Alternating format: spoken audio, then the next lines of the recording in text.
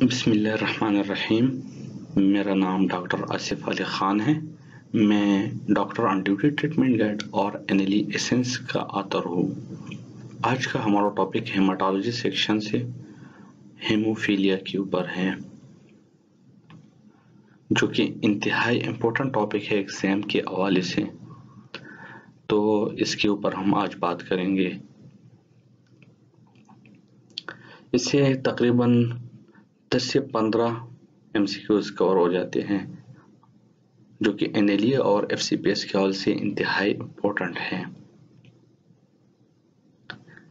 Definition: It is inherited coagulopathy, disorder of blood clotting characterized by defect in intrinsic pathway due to factor 8, factor 9 or factor 11 deficiency with increased APTT। ये हमारे पास जो है inherited coagulopathy होती है, blood clotting disorder, जो कि intrinsic pathway में defect होता है ड्यू टू फैक्टर 8, 9 और 11 डिफिशिएंसी की वजह से, जिसमें हमारे पास APTT इंक्रीज होता है। आपके पास अगर इंट्रिंसिक पाथवे डिफेक्ट हो तो उसके लिए हम एक्टिवेटेड पार्शियल थ्रोम्बोप्लास्टिन टाइम देखते हैं। ये भी MCQs के हिसाब से बहुत ज़्यादा इम्पोर्टेंट है। इंट्रिंसिक पाथवे को हम कैसे मॉनिटर करते हैं, तो आप लोगों ने याद रखना है APTT।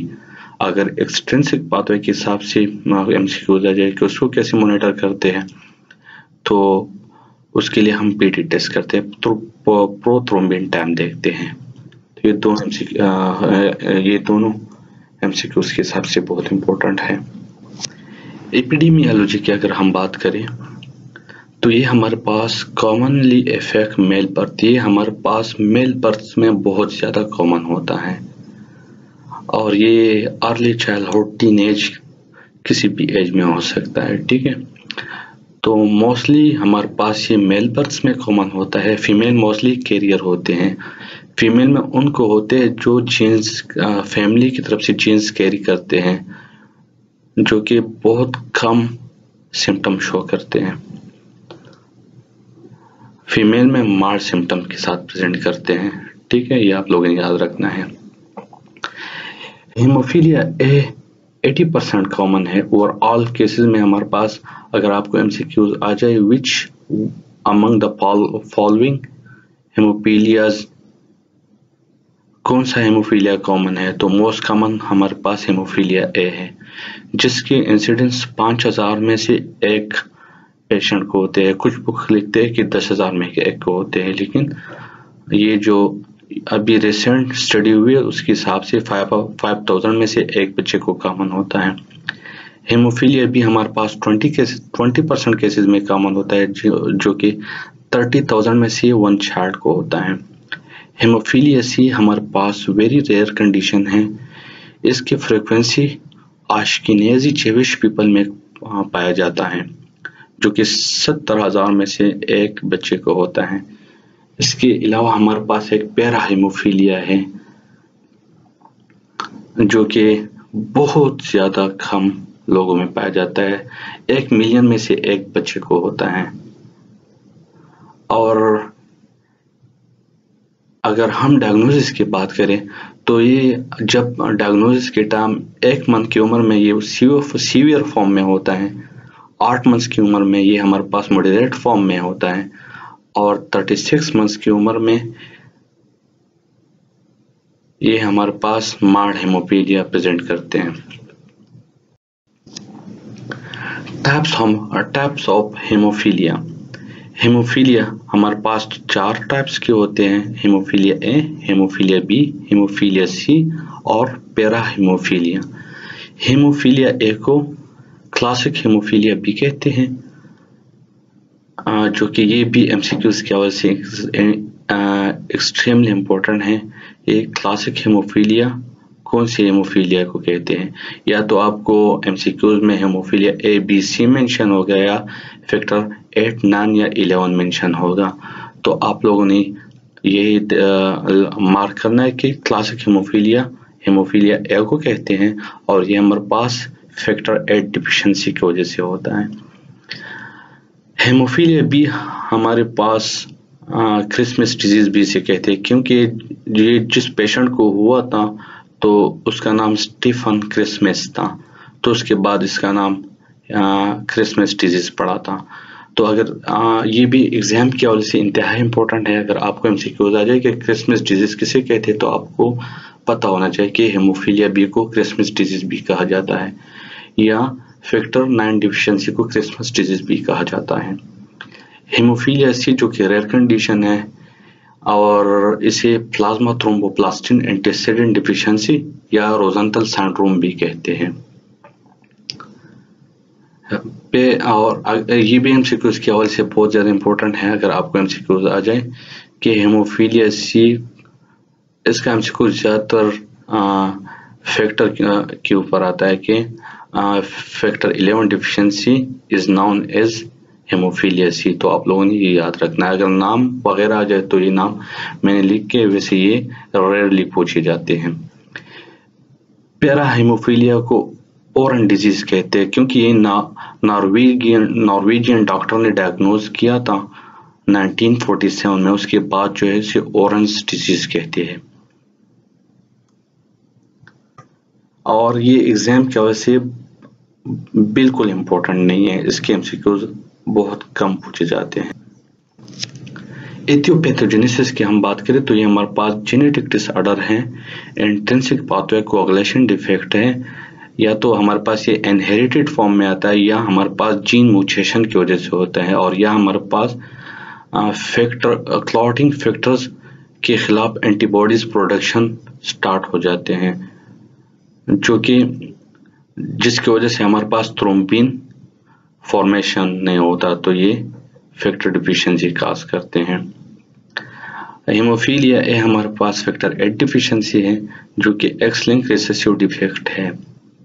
ये एग्जाम के हवाले से बहुत ज़्यादा इम्पोर्टेंट है। हेमोफीलिया ए हमारे पास क्लासिक हेमोफीलिया है, जो कि फैक्टर 8 डिफिशिएंसी की वजह से होता है, और ये एक्स लिंक रिसेसिव डिफेक्ट है। इसका जो जीन्स हमारे पास होता है एक्स क्रोमोसोम के ऊपर होता है, तो ये आप लोगों ने याद रखना है। हेमोफीलिया बी हमारे पास क्रिसमस डिजीज कहते हैं इसे, और ये फैक्टर 9 डिफिशिएंसी की वजह से होता है, और ये भी एक्स लिंक रिसेसिव डिफेक्ट है। हेमोफीलिया सी की अगर हम बात करें तो ये हमारे पास फैक्टर 11 डिफिशिएंसी है, और ये ऑटोसोमल रिसेसिव डिफेक्ट है।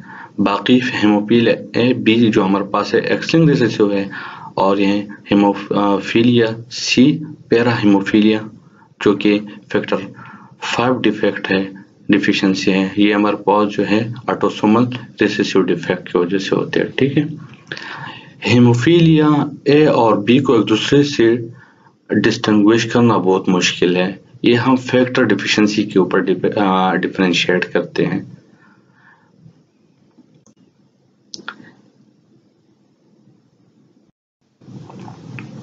Clinical features: spontaneous bleeding or delayed onset bleeding, joint, muscular and soft tissue mucosa in response to trauma or following surgery.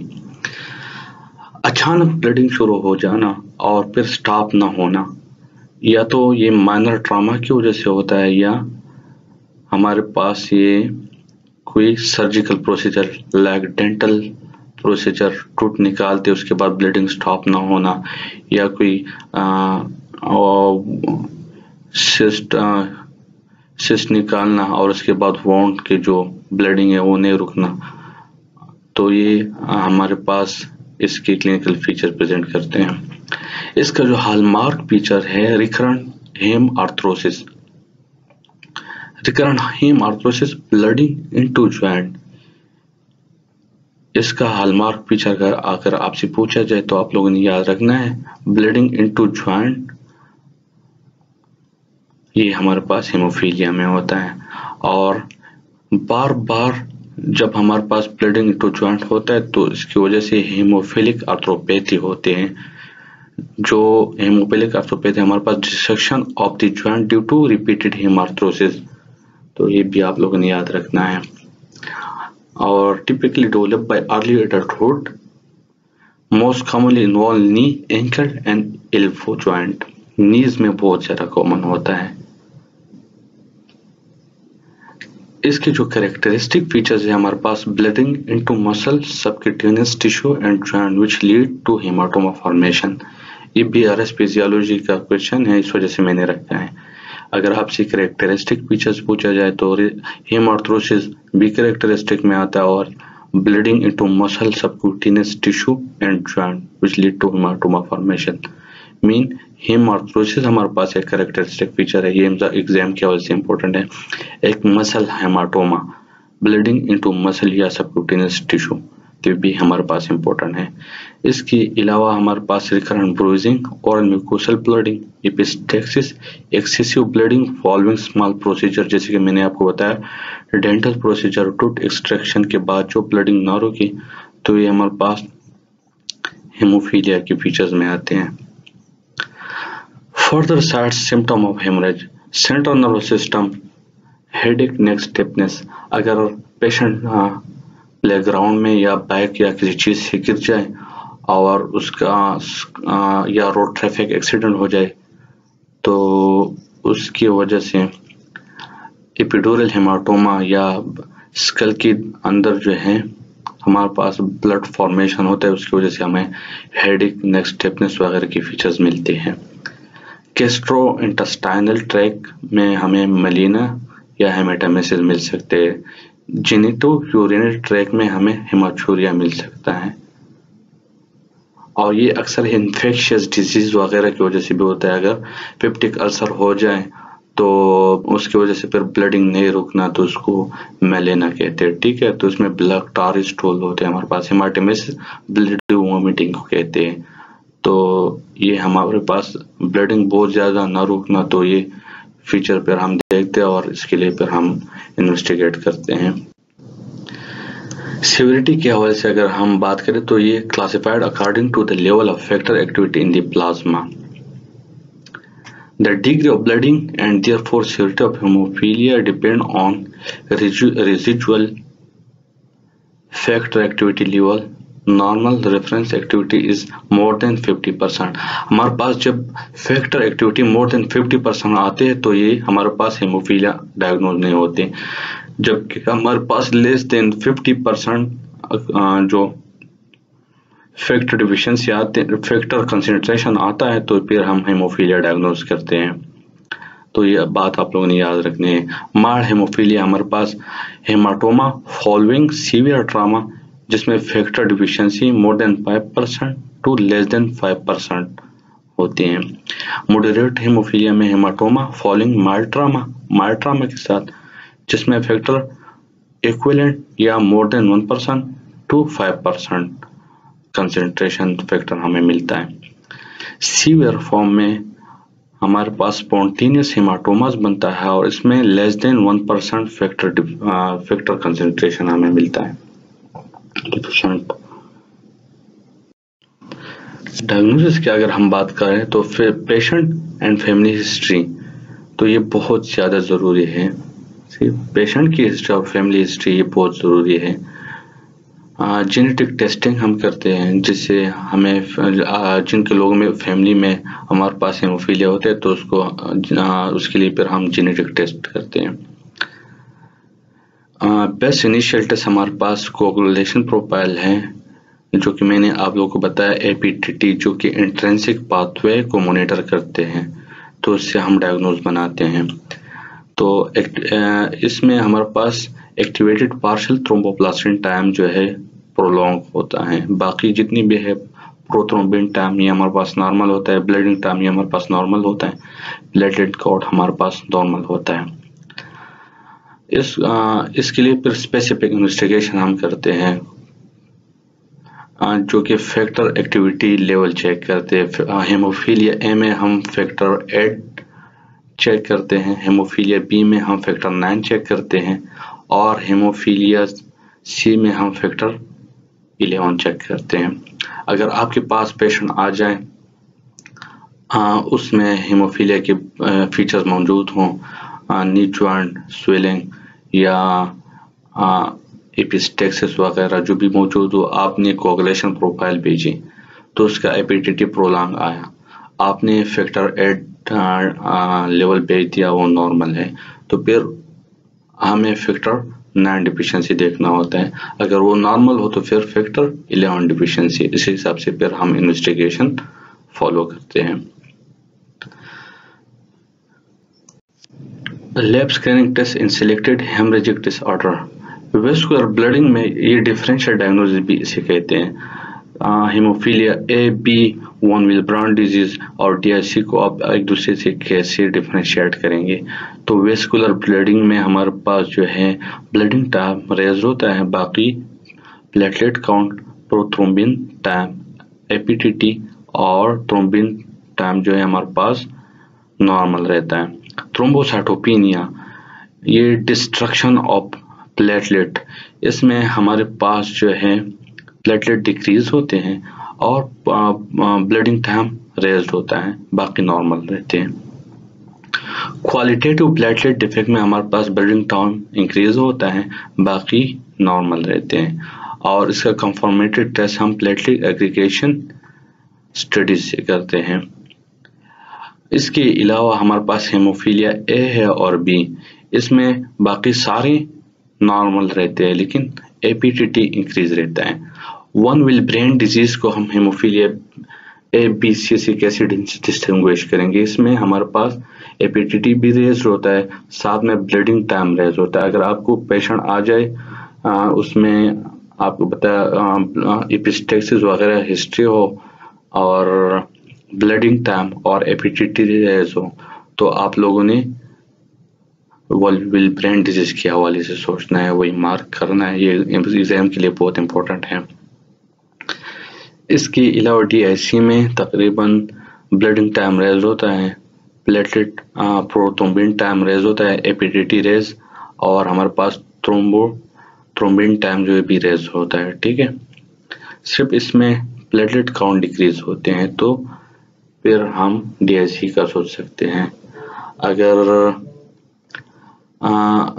Confirmatory test के बारे में बात करें तो हेमोफीलिया ए का कंफर्मेटरी टेस्ट हमारे पास फैक्टर 8 है, हेमोफीलिया बी का हमारे पास फैक्टर 9 है, हेमोफीलिया सी का हमारे पास फैक्टर 11 है, और वन विल ब्रेन डिजीज का हम वन विल ब्रेन फैक्टर देखते हैं। ठीक है, और डीएसी का कंफर्मेटरी टेस्ट हमारे पास में fibrin and fibrinogen degradation product, ये हम देखते हैं, या ये आप लोगों ने याद रखना है, एग्जाम के लिए बहुत इंपॉर्टेंट है। ट्रीटमेंट के हवाले से अगर हम बात करें तो इसमें हम क्लॉटिंग फैक्टर सब्स्टिट्यूशन देते हैं। माइल्ड और मॉडरेट हेमोफीलिया में तो हम यूजुअली नहीं देते, उसमें अक्सर फ्रेश फ्रोजन प्लाज्मा या होल ब्लड दे देते हैं, उसमें ये सारे फैक्टर्स होते हैं, तो उसमें ब्लीडिंग वगैरह रुक जाते हैं। या फिर हम माइल्ड केसेस में ट्रांएग्जामिक एसिड या फिर अमाइनो कैप्रोइक एसिड वगैरह देते हैं। सीवियर हेमोफीलिया में प्रोपाइलेक्टिक के लिए हम जो है सब्स्टिट्यूशन जो है ये देते हैं। सब्स्टिट्यूशन हमारे पास क्या है? Factor 8 concentration for haemophilia A, factor 9 concentration for haemophilia B, और factor 11 concentration for haemophilia C, तो ये इसमें हम देते हैं। डिस्मोप्रेसिन हमारे पास एक ड्रग है जो कि 1 desamino a D arginine vasopressin derivative है। ठीक है, तो एक्चुअली ये हमारे पास डायबिटीज इंसिपिडिस में ड्रग ऑफ चॉइस है, ये भी एक एमसीक्यू स्कोर हो जाता है, लेकिन माइल्ड हेमोफीलिया में इसका अच्छा रोल है। एंटीफाइब्रिनोलाइटिक थेरेपी में हमारे पास अमाइनो कैप्रोइक एसिड है, ट्रांएग्जामिक एसिड है, जैसे कि मैंने आपको बताया कि it is used in addition to factor substitution, e.g. if surgery is performed in the oral cavity, तो ये हम प्रोपाइलेक्टिक के लिए देते हैं। Inhibit the breakdown of clot to reduce the risk of bleeding। इमिसिजुमैब एक ड्रग है जो कि इसके ऊपर आज ये CMDT से मैंने उठाया हुआ है। आजकल इसके ऊपर रिसर्चेस वगैरह हो रहे हैं कि इसकी वजह से भी ब्लीडिंग जो है ब्लीडिंग रिस्क रिड्यूस होते हैं, और इसका थेराप्यूटिक यूज हमारे पास हेमोफीलिया ए में है। मैकेनिज्म ऑफ एक्शन की अगर बात करें तो ये bridge activated factor 9 and factor 10 by binding to both factor, thereby replacing the deficient factor 8. Activation of factor 8 restore clotting cascade. Complication इसके हमारे पास मस्कुलो स्केलेटल कॉम्प्लिकेशन है, साइनोवाइटिस, आर्थ्रोपैथी, फ्रैक्चर्स। इसके अलावा अगर स्कल ट्रामा हो जाए तो एपिड्यूरल हेमाटोमा, सबड्यूरल हेमाटोमा वगैरह हो सकता है। ये हमारे पास इंपॉर्टेंट एमसीक्यूज है, सिंगल चॉइस क्वेश्चन जो एग्जाम की वजह से बहुत ज्यादा इंपॉर्टेंट है। A 17-year-old male is investigated after he bled excessively following a tooth extraction. The following results are obtained: platelet 173 जो कि हमारे पास 150 से लेके 4,50,000 तक नॉर्मल है, प्रोथ्रोम्बिन टाइम 12.9 जो कि हमारे पास 11.13 सेकेंड नॉर्मल है, एपीटीटी 684 जो कि इंक्रीज है, हमारे पास नॉर्मल 24 से 33 है। Which clotting factor is the most likely to be deficient in? तो ये हमारे पास फैक्टर 8 डिफिशियंसी का केस बनता है, आप लोगों ने याद रखना है। इसका एमसीक्यू ऐसे पूछा जा सकता है।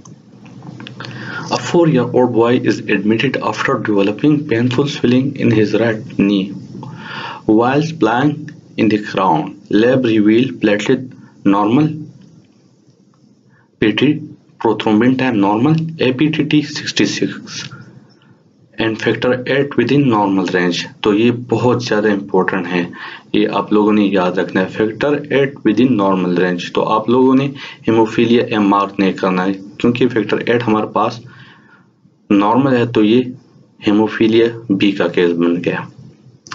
अगर इस तरह आता कि फैक्टर 8 विदिन नॉर्मल रेंज और ब्लडिंग टाइम इज रेज, तो फिर हमारे पास 1 विल्ब्रेन डिजीज का केस बनता है ये। A 3-year-old boy is seen at his annual pediatrician visit with concern for prolonged nosebleed.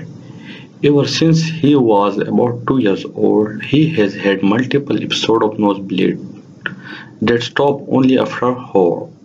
On physical exam, his right elbow is slightly swollen and tender to palpation. On further questioning, there is a family history of unexplained bleeding in the patient maternal uncle. Lab results reveal increased APTT। तो ये हमारे पास haemophilia का case बन जाता है, ठीक है, ये आपने याद रखना है क्योंकि ब्लीडिंग हिस्ट्री है, फैमिली हिस्ट्री भी पॉजिटिव है और सोलन एंड टेंडर जॉइंट है, तो ये कैरेक्टरिस्टिक फीचर्स है हमारे पास हेमोफीलिया के। तो ये हमारे पास स्ट्रॉन्ग केस जो है हेमोफीलिया का बनता है। Which of the following is autosomal recessive defect? तो इसमें आपसे ये मैंने आपको बताया कि हमारे पास हेमोफीलिया ए जो है एक्स लिंक रिसेसिव है, haemophilia B X link recessive है और हेमोफीलिया सी और पैरा हेमोफीलिया हमारे पास ऑटोसोमल रिसेसिव है। तो ये आप लोगों ने इसमें कंफ्यूज नहीं होना, तो इसका आंसर सी है। The mode of inheritance of hemophilia A is X-linked recessive, ये ऑलरेडी हमने डिस्कस किया है। Characteristic feature of haemophilia is, ये सारे फीचर्स इसमें प्रेजेंट है एक्सेप्ट रेज ब्लडिंग टाइम, लेकिन कैरेक्टरिस्टिक फीचर हमारे पास या तो हेम आर्थ्रोसिस होता है, अगर ये ना मेंशन हो तो ब्लीडिंग इनटू जॉइंट या सोलन जॉइंट या मसल हेमाटोमा या ब्लीडिंग इनटू सॉफ्ट टिश्यू, ये हमारे पास कैरेक्टरिस्टिक फीचर्स में आते हैं। डायग्नोस्टिक इन्वेस्टिगेशन फॉर हेमोफीलिया, तो आप लोगों ने याद रखना है कि डायग्नोस्टिक इन्वेस्टिगेशन हमारे पास कंफर्मेटरी टेस्ट को कहते हैं जिससे हेमोफीलिया डायग्नोज हो जाए, ठीक है। तो हमारे पास इसका आंसर है फैक्टर 8 डिफिशियंसी। अगर ये हमारे पास नॉर्मल हो तो फिर हम फैक्टर 9 चेक करेंगे, और वो नॉर्मल हो तो फिर फैक्टर 11। एपीटीटी के हवाले से अगर हम बात करेंगे तो इसका हमेशा क्वेश्चन ऐसे आता है कि best initial investigation for haemophilia is, या तो कोagulation फैक्टर मेंशन होगा, सॉरी कोagulation प्रोफाइल मेंशन होगा, अगर वो नहीं हो तो APTT आप लोग मार्क करेंगे। इसके अलावा HB इलेक्ट्रोपोरेसिस की बात करें तो ये हमारे पास थैलेसीमिया की इन्वेस्टिगेशन ऑफ चॉइस है। Treatment of choice for haemophilia C is, तो हमारे पास हेमोफीलिया सी में फ्रेश फ्रोजन प्लाज्मा जो है एक ट्रीटमेंट ऑफ चॉइस है। फ्रेश फ्रोजन प्लाज्मा ये आप लोगों ने याद रखना है। Christmas disease is due to deficiency of factor 9। Christmas disease जो है फैक्टर 9 डिफिशियंसी को कहते हैं या हेमोफीलिया बी को, तो ये आप लोगों ने याद रखना है। Classic haemophilia is due to deficiency of factor 8, तो क्लासिक हेमोफीलिया हमारे पास हेमोफीलिया ए को कहते हैं और ये हमारे पास फैक्टर 8 डिफिशियंसी की वजह से होता है। इंट्रिंसिक पाथवे इज इवैल्यूएटेड या मॉनिटर बाय विच कोagulation टेस्ट, तो ये आप लोगों ने याद रखना है। मैंने ऑलरेडी डिस्कस किया है कि APTT टेस्ट करते हैं तो इससे हमें इंट्रिंसिक पाथवे डिफेक्ट का पता चलता है। Extrinsic pathway is monitor by prothrombin time, ये बहुत इंपॉर्टेंट है, ये भी आप लोगों ने याद रखना है। ये हमारे पास केस है। अब तक के लिए इतना, इंशाल्लाह ताला मिलते हैं नेक्स्ट टॉपिक के साथ। Thank you.